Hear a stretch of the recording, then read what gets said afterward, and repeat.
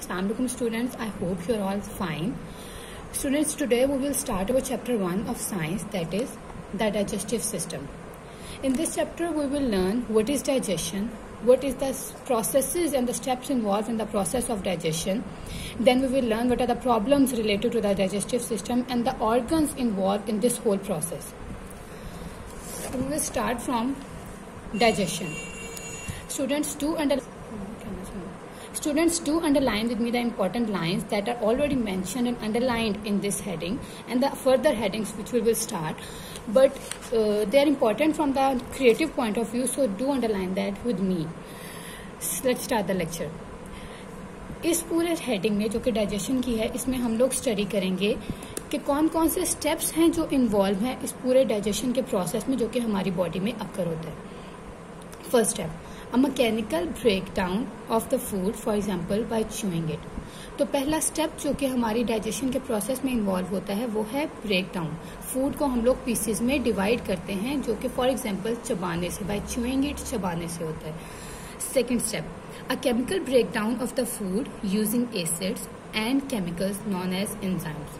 Second step में भी हम लोग ब्रेकडाउन करते हैं, लेकिन ये केमिकल ब्रेकडाउन होता है जो कि केमिकल्स की मदद से होता है, जो कि यूजुअली होते हैं एसिड्स और एंजाइम्स.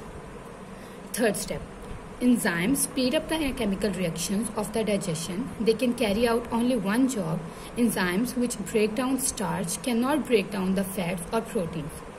इस स्टेप में उन्होंने हमें समझाया है कि एंजाइम्स काम क्या करते हैं. वो हमारे जितने भी बॉडी में केमिकल रिएक्शन हो रहे होते हैं उन सबको स्पीड अप करते हैं, उनको फास्ट करते हैं, उनको स्पीड को इंक्रीज करते हैं. लेकिन उसके साथ साथ उन्होंने हमें बताया है कि एंजाइम्स जो हैं वो एक पर्टिकुलर जॉब करते हैं. एंजाइम्स जो हैं वो स्टार्च को ब्रेक डाउन करेंगे, मगर वही एंजाइम्स होंगे वो फैट्स और प्रोटीन्स को ब्रेक डाउन नहीं करेंगे. इससे हमें ये पता चलता है कि एंजाइम्स, हर एंजाइम का डिफरेंट एक पर्टिकुलर जॉब है जो कि उन्होंने परफॉर्म करना है और एक्ट करना है. Then the next step is absorption of the small molecules that the body can use. इस स्टेप में ये होता है कि हमारे इस पूरे प्रोसेस में जितने हम लोगों को यूजफुल या हमारे लिए इंपॉर्टेंट इंग्रेडिएंट्स जो कि हमारी बॉडी को यूटिलाइज करने होते हैं, जो हमारी बॉडी के लिए यूजफुल होते हैं, उन सबको हमारी बॉडी एब्जॉर्ब कर लेती है, उन तमाम ब्रेक डाउन हुए स्मॉल पीसेस को. Next step, removal of the insoluble waste material from the body. इस पूरे प्रोसेस में जो लेफ्ट ओवर रह जाते हैं या वो तमाम पार्टिकल्स या वो तमाम इंग्रेडिएंट्स जो हमारी बॉडी के लिए यूजफुल नहीं है, जो कि हमारी बॉडी एब्जॉर्ब नहीं कर सकती या फर्दर उनका कोई हमारे लिए यूजफुल काम नहीं है, उन सबको हमारी बॉडी से रिमूव कर दिया जाता है. Then the next topic, the digestive system. The digestive system is a long tube, much of it is coiled up, and which is 10 meters long. The human digestive system is shown in the diagram above. Digestive system जो कि human body का होता है वो एक long tube होती है, जो कि हम लोगों को इस डायग्राम में शो भी करवाई गई है, जो कि लिपटी हुई होती है. Much of it is coiled, जो कि ज्यादातर लिपटी हुई होती है, एक दूसरे के साथ इंटरमिंगल होती है, विच इज 10 मीटर्स लॉन्ग, और वो 10 मीटर्स लंबी होती है. और उन्होंने हम लोगों को पूरी वो डायग्राम में शो करवाया है कि इस पूरे डाइजेस्टिव सिस्टम में कौन कौन से ऑर्गन्स इन्वॉल्व होते हैं, कौन कौन से बॉडी पार्ट्स हैं जो कि रोल प्ले करते हैं डाइजेशन को अकर करने में हमारी बॉडी में. स्टूडेंट्स, आप लोगों ने ये डायग्राम को गौर से देखना है, इसके एक एक ऑर्गन को अच्छे से लेबल किया हुआ है, जो कि आपने याद करना है, क्योंकि ये पेपर पॉइंट ऑफ व्यू से बहुत इंपॉर्टेंट है, इसलिए इनके स्पेलिंग्स, इनके प्रॉपरली लेबलिंग अच्छे से याद कर लीजिएगा.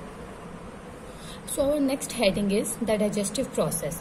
इस पूरे पेज में स्टूडेंट्स हम ये समझेंगे, हम लोग ये अंडरस्टैंड करेंगे कि जो हमने पिछली पूरी डायग्राम में देखा है कि जो जो ऑर्गन्स इन्वॉल्व हैं वो क्या क्या रोल प्ले करते हैं, वो पूरे डाइजेशन के प्रोसेस में हम लोगों को किस तरह हेल्प आउट करते हैं. So let's start the lecture. The first part of the digestive process is quick chewing of the food into the small pieces before it is swallowed. So सबसे पहला स्टेप जो कि हमारे डाइजेशन में involve होता है वो होता है च्यू करना, खाने को चबाना. और उस चबाने को हम लोगों को करेंगे कि हम लोग उसको छोटे छोटे पीसेस में डिवाइड करेंगे, उसको निकलने से पहले, हमारे आगे फर्दर ऑर्गन में जाने से पहले. The food is mixed with the saliva or spit, which contains an enzyme called amylase. Amylase start to break down the starch in the food into the type of soluble sugar called maltose. हमारे mouth के अंदर जो saliva होता है उस saliva में वो enzymes होते हैं जो कि हेल्प करते हैं फूड के अंदर मौजूद स्टार्च को ब्रेक डाउन करने में, उसको उस फॉर्म में लाने के लिए जो कि वो सॉल्युबल शुगर हो जो हमारी बॉडी एब्जॉर्ब कर सके। उस सॉल्युबल शुगर को स्टूडेंट्स हम लोग माल्टोज कहते हैं। The chewed food is pushed down the gullet or the esophagus by waves of muscular contraction like a series of squeeze until it reaches the stomach.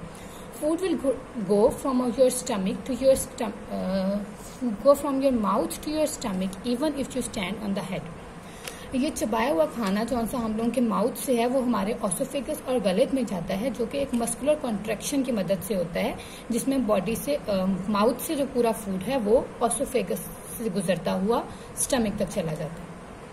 Food is stored in the stomach for a few hours. The stomach can hold about 1.5 liters of food. The food is mixed with the gastric juice, which is made up of walls of stomach. Gastric juice contains the hydrochloric acid, which kills most of the bacteria in the food. It also gives the best conditions for the enzymes called protease to begin the breaking down of the protein in the food. The food is churned around in the stomach for up to 6 hours after the large meal. जो food हमारे stomach में आता है वो stomach में काफ़ी अरसे के लिए for a certain period of time हम लोग स्टोर कर सकते हैं। यहाँ उन्होंने हमें बताया है कि फूड को हम लोग 1.5 लीटर तक का फूड हमारी बॉडी में जो स्टमक है उसके अंदर स्टोर हो सकता है।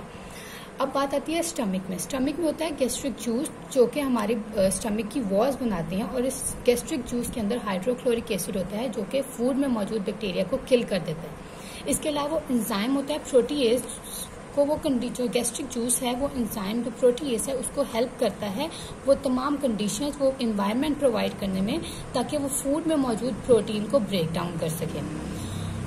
Next is food is slowly squeezed and squeezed along the small intestine at about 2.5 centimeter a minute. The small intestine is 7 meters long and about 3 centimeter in diameter.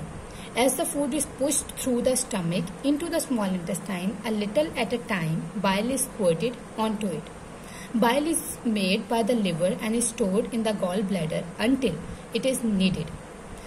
Bile emulsifies, breaks up fats. It is also alkaline to make the condition right for the enzymes in the small intestine. अब stomach से food जाता है हमारे small intestine में। Small intestine होता है 7 centimetre long और 3 centimetre in diameter, जो कि उसकी विड्थ होती है। फूड जैसे ही हम लोगों के स्टमक से स्मॉल इंटेस्टाइन आता है तो बाइल एक फ्लूइड होता है जो कि रिलीज कर दिया जाता है, उसके ऊपर स्क्वाटेड ऑन इट, उसके ऊपर फेंक दिया जाता है, रिलीज कर दिया जाता है। बेसिकली बाइल जो सा होता है वो हमारे लिवर बनाती है और उसको स्टोर जो किया जाता है वो गॉल ब्लैडर में किया जाता है। अब बाइल का फंक्शन ये है कि बाइल हमारे फूड में मौजूद जो फैट्स हैं उनको ब्रेक डाउन करेगा। इसके अलावा अल्कलाइन होने की वजह से वो फूड में स्मॉल इंटेस्टाइन में एंजाइम्स को वो कंडीशन प्रोवाइड करेगा जिससे एंजाइम्स अपना काम ज्यादा बेहतर तरीके से कर सकते हैं। The walls of the small intestine produces enzymes which digest the proteins, carbohydrates and fats. Pancreas produces the 3 more enzymes which also digest proteins, carbohydrates and fats. The walls of the small intestines are not smooth but are covered with a million of the tiny finger-like projections called villi.